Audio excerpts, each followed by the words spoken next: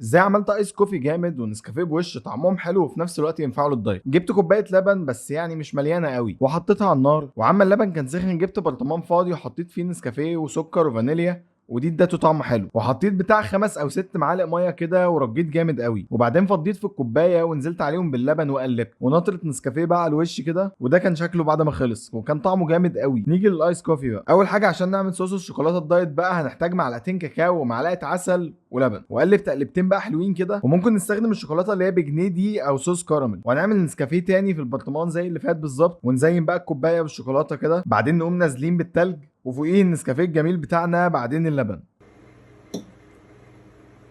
وشوكولاته بقى على الوش عشان تديله شكل حلو كده. وده كان شكله في الاخر. نجرب بقى دلوقتي الايس كوفي. بسم الله. جامد والله يا جدعان، بجد مش بطبل لنفسي. لو الفيديو عجبكم ما تنسوش تعملوا فولو ولايك، وهتلاقوا الانستجرام بتاعي موجود تحت لو حابين تتابعوني هناك.